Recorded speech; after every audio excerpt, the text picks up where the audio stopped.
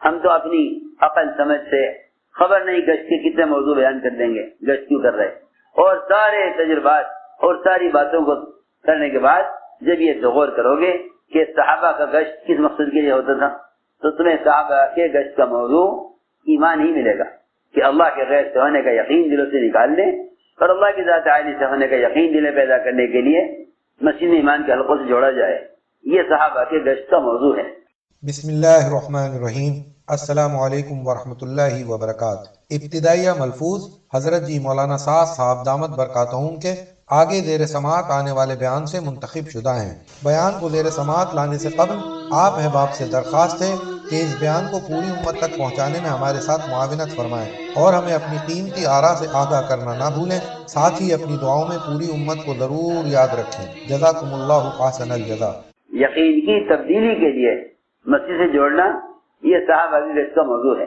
اٹھو ہمارے ساتھ، چلو ہمارے ساتھ، آؤ ہمارے ساتھ، بیٹھو ہمارے ساتھ، اپر ایمان لائیں گے۔ یہ ہر صحابی یا اکثر صحابہ کے گشت میں یہ لفظ مل رہا ہے۔ معاذ بن جبل سید العلماء کا کہنا اجلس بنا من ساعتن، آؤ بیٹھو ہمارے ساتھ، میرے پر ایمان لائیں۔ عبداللہ بن رواحہ کا کہنا اٹھو ہمارے ساتھ، میرے پر ایمان لائیں۔ حضرت عمر کا فرمانا چلو ہمارے ساتھ، میرے پر ایمان لائیں گے۔ خود فرماتے عمر رضی اللہ تعالیٰ عنہ کہ یہ کام میں اس لیے کرتا ہوں تاکہ میرے ایمان میں زیادتی ہو۔ یہ حضرت عمر کا قول ہے، یہ کام اس لیے کرتا ہوں تاکہ میرے ایمان میں زیادتی ہو۔ ہاں، یہ کوئی خیالی چیزیں نہیں ہیں، یہ کوئی خیالی چیزیں نہیں ہیں، یہ کسی فرد کی رائے نہیں ہے۔ اس سے بھی ذہن صاف ہو جائے کہ یہ کہنا کہ کوئی فرد اپنے طریقے کا داعی ہے، نہیں، ہم میں سے کوئی بھی اپنے طریقے کا داعی نہیں، ہم میں سے ہر ایک محمد صلی اللہ علیہ وسلم اور آپ کے صحابہ کے طریقوں کا زندہ کرنے والا، اس کی دعوت دینے والا ہے۔ اس کا ارادہ کرو کہ ہم گشت کے ذریعے اپنے اور دوسروں کے ایمان میں کمال پیدا کرنا چاہتے ہیں۔ یہ اصل بات، دعوت دے کر اس ماحول میں لاؤ۔ اس لیے کہ اگر یقین سیکھنے کی بنیاد پر باہر کے ماحول کو چھوڑ کر عمل کے ماحول میں نہ آئے، اگر باہر کے ماحول کو چھوڑ کر یقین سیکھنے کی بنیاد پر عمل کے ماحول میں نہ آئے تو باہر کی شکلوں کے یقین کے ساتھ عمل ہوگا۔ جب یہ شکلیں عمل کے مقابل آئیں گی تو عمل ضائع کر دیں گے، جب یہ شکلیں عمل کے مقابل نہیں ہوں گی تو عمل کر لیں گے۔ یہ ہمارا سب کا معمول چل رہا ہے۔ جب کوئی شکل عمل کے مقابل آتی ہے تو عمل کو چھوڑ دیتے ہیں، عمل کو چھوڑ دیتے۔ یہ قرآن نے صاف کہہ دیا کہ ہدایت یافتہ وہی لوگ ہوں گے جو مسجدوں کا عمل سے آباد رکھیں گے۔ اس لیے ضدی سے ضدی کافر حضور اکرم صلی اللہ علیہ وسلم انہیں مسجد کے ماحول میں اس لیے رکھتے تھے تاکہ یہ ماحول اس کے دل کو ہدایت کے لیے کھول دے۔ سبامہ ابن اسال، آپ نے اس کے 3 دن مسجد میں گزروائے۔ یہ کہتے تھے بار بار کہ آپ مجھے قتل کر دیں یا مال لے لیں، آپ کو اختیار ہے، لیکن میں اسلام قبول نہیں کروں گا۔ فرمایا نہیں، ابھی آج اس کو اور مسجد میں رہنے دو۔ دوسرے دن آئے، پھر پوچھا سبامہ کیا ارادہ ہے؟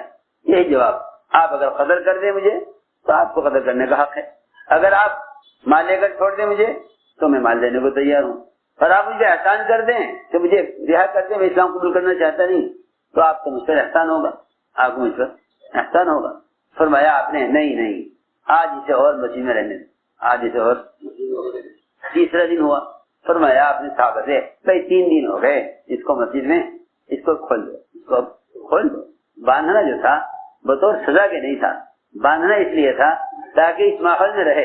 اگر عمل کے ماحول میں مجبور ہو کر بھی رہے گا تب بھی ہدایت ملے گی، عمل کے ماحول میں مجبور ہو کر رہے گا تب بھی ہدایت ملے گی۔ جب مجبور ہو کر عمل کے ماحول میں رہنے سے ایک کافر اسلام کے لیے تیار ہو سکتا ہے، تو رغبت کے ساتھ عمل کے ماحول میں رہنے والا کتنی ترقی کرے گا دین میں؟ کیوں نہیں سمجھتے؟ 3 دن پورے ہو گئے، میں چھوڑ دوں، وہاں سے نکلے غسل کیا، پاک کپڑے پہنے، واپس مسجد میں آئے، کیا اب کہاں جائیں؟ اب کہاں جائیں؟ وہ تو اس ماحول میں رہنا، ظلمت کے ماحول سے دور رہنا اور کفر کے ماحول سے دور رہ کر عمل کے ماحول میں رہنے والا سمجھتا ہے کہ بات صحیح ہے، انہوں نے کلمہ پڑھا، اسلام میں داخل ہوئے، حالانکہ 3 دن تک ان کی کیفیت یہ رہی کہ یہ اسلام سے انکار کرتے رہے۔ حضور اکرم صلی اللہ علیہ وسلم کا یہ طریقہ تربیت تھا۔ ہم سمجھتے ہیں گشت کے ذریعے کان میں بات ڈال دو تو ہمارا کام ہو گیا، عمل کرنا نہ کرنا اس کے ذمہ ہے۔ میں کیا بتاؤں، اگر صرف تعلیم سے عمل کی اصلاح پیدا ہو جاتی تو اس زمانے میں کوئی آدمی عمل سے غافل نہ ہوتا، اس زمانے کو عمل سے غافل نہ ہوتا۔ عمل کی استعداد علم سے نہیں پیدا ہوتی، عمل کی استعداد علم سے پیدا نہیں ہوتی، بلکہ عمل کی استعداد اس میں ہوتی ہے، وہ علم کا طالب ہوتا ہے. اس لیے بات ذہن میں رہے کہ علم محرک نہیں ہے، ایمان محرک ہے. ایمان محرک ہے جو عمل پر آمادہ کرے.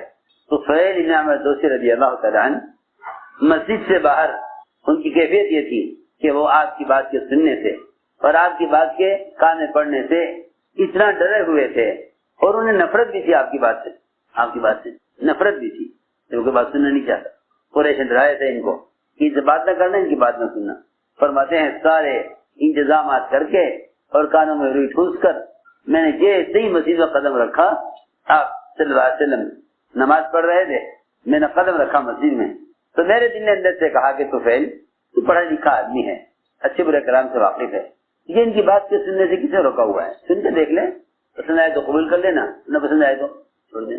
فرماتے ہیں کہ میں نے اپنے کانوں سے روئی نکالی اور آپ کی بات سنی اور اسلام قبول کیا. اور اتنا ہی نہیں بلکہ اپنے قوم کو دعوت دے کر 80 خاندانوں کے اسلام میں داخل ہونے کا ذریعہ بنے. یہ تو کیفیت ان کی ہے جو اسلام سے سخت نفرت اور آپ کی بات کے سننے سے بچنا چاہتے تھے. باہر یہ کیفیت تھی، مسجد میں یہ کیفیت ہے.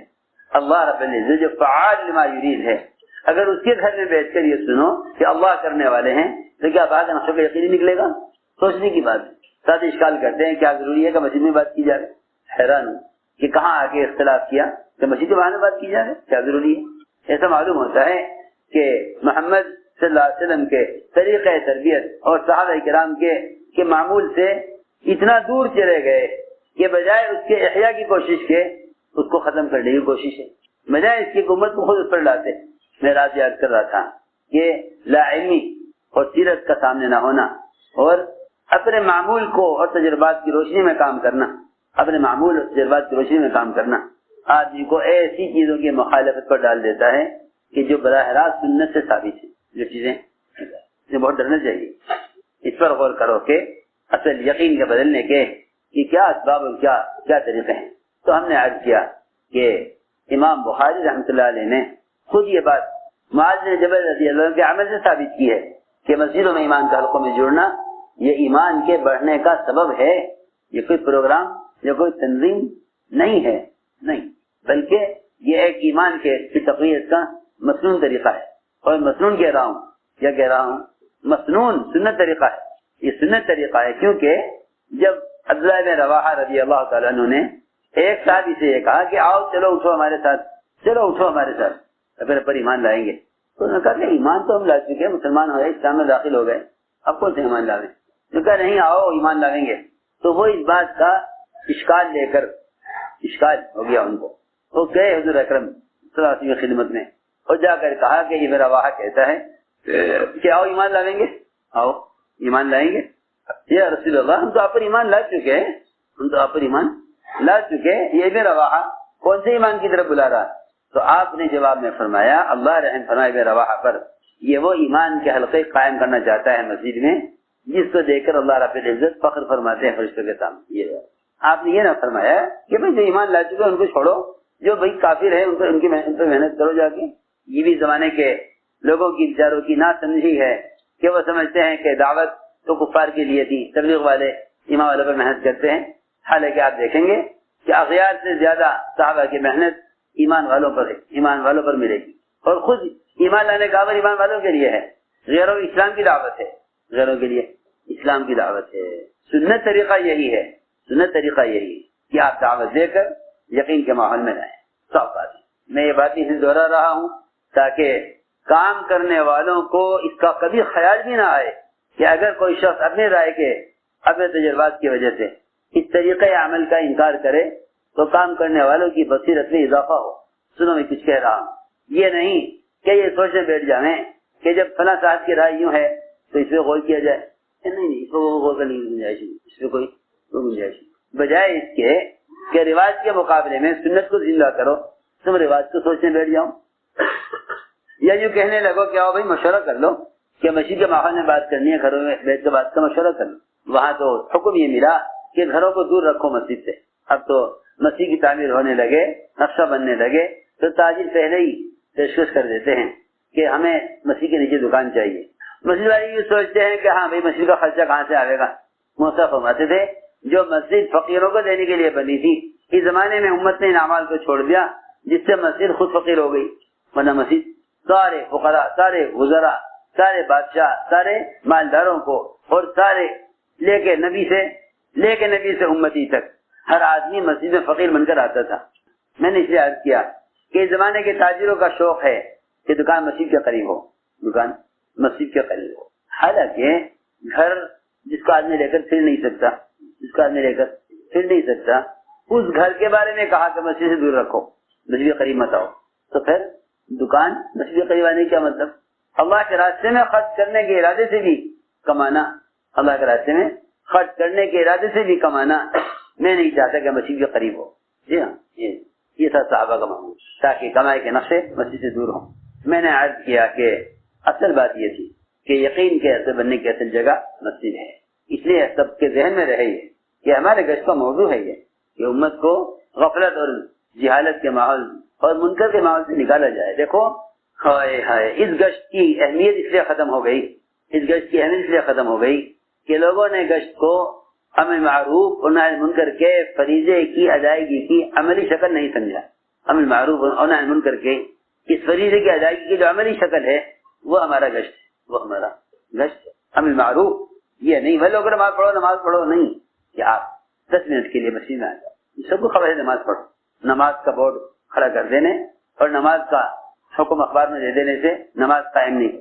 جتنا زمانہ آگے جا رہا ہے رواج غالب آ رہا ہے، اس لیے عمل کی استعداد نہیں ہے، عمل کی استعداد عمل کے ماحول سے بنتی ہے۔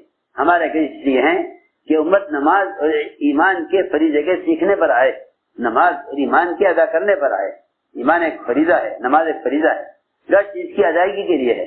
جیسے میں نے عرض کیا کہ صحابہ کی ملاقاتیں ایمان کے حلقوں پر جمع کرنے کے لیے کہ ایمان سیکھیں گے، اسی طرح گشت کا موضوع منکر کے ماحول سے نکالنا ہے اور معروفات پر لانا ہے، کیونکہ علماء نے لکھا ہے کہ دعوت الی اللہ کا مطلب ہے دعوت الی احکام اللہ، اللہ کے بندوں کو اللہ کے احکام پر لانا، یہ دعوت ہے کہ اللہ کے فرائض کے ادا کرنے پر امت کو لایا جا رہا ہے، اللہ کے فرائض کے ادا کرنے پر۔ اس لیے سنو غور سے، اصل بات یہ جلد سمجھتے تھے یہ تو مسجدوں میں جمع ہو کر یقین سیکھو، ورنہ تمہیں حکام کا غلام بن کر رہنا پڑے گا۔